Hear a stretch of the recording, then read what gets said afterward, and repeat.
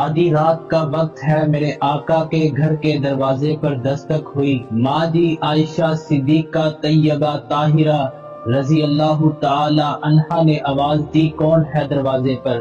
آگے سے آواز آئی، میں کھولا۔ ماں جی نے دروازہ کھولا، اتنے میں میرے آقا بھی دروازے پر آ گئے۔ مائی کھولا بہت زیادہ پریشانی کے عالم میں میرے آقا کے پاس آ گئی اور زاروں کی طرح رونا شروع کر دیا۔ مائی کھولا نبی پاک صلی اللہ علیہ وسلم سے کہتی ہے کہ دیکھیے آدھی رات کا وقت ہے، اچانک بیٹھے بیٹھے میری اور میرے خاوند کی لڑائی ہو گئی۔ اللہ کے پیغمبر جی، لڑائی اس قدر بڑھ گئی کہ میرے خاوند نے مجھے کہہ دیا، انتی علیہ کا ظہری امی، تو میرے لیے ایسے ہی ہے جیسے میری ماں مجھ پر حرام ہے۔ زمانہ جاہلیت میں اس جملے کو طلاق سمجھا جاتا تھا۔ مائی کھولا کہتی ہیں کہ میرا ہنستا بستا گھر اجڑ گیا۔ اللہ کے پیغمبر جی، میں بھی بوڑھی عورت ہوں اور میرا خاوند بھی بوڑھا ہے، ہم اس حال میں کہاں جائیں؟ ہمارے مسئلے کا کوئی حل نکالیے۔ آقا فرماتے ہیں تیرے خاوند نے یہ جملہ بول دیا ہے۔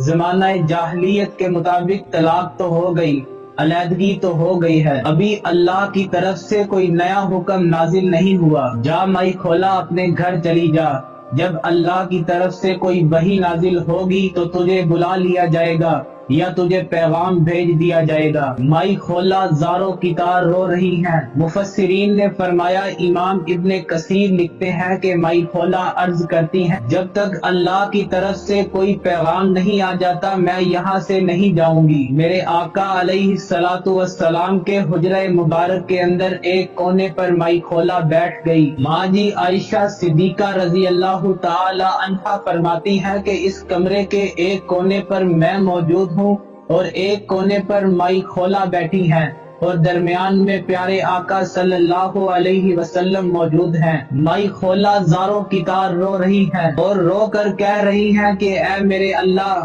تیرے دنیا کے بندوں کے پاس میری پریشانی، میرے غم کا کوئی حل نہیں۔ اے میرے اللہ، میں جانتی ہوں کہ میرے دکھوں کا علاج تیرے پاس ہے۔ ماں جی عائشہ فرماتی ہیں کہ اچانک میرے آقا علیہ الصلوۃ والسلام کی پیشانی مبارک پر پسینہ آنے لگا۔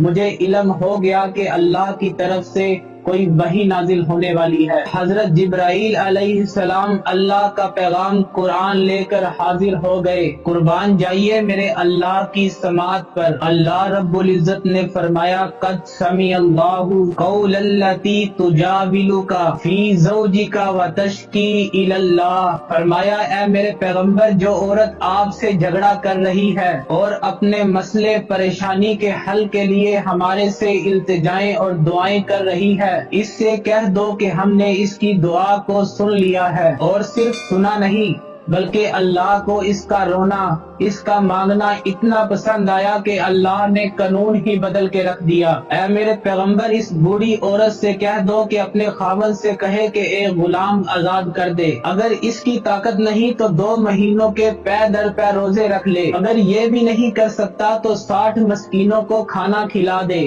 مفسرین نے لکھا ہے کہ مائی کھولا عرض کرتی ہیں کہ میرے گھر کے حالات بھی ٹھیک نہیں، میں مسکینوں کو کھانا بھی نہیں کھلا سکتی، تو میرے آقا نے فرمایا کہ 60 لوگوں کو ایک ایک کھجور کھلا دو، اللہ اس کا کفارہ قبول کر لے گا۔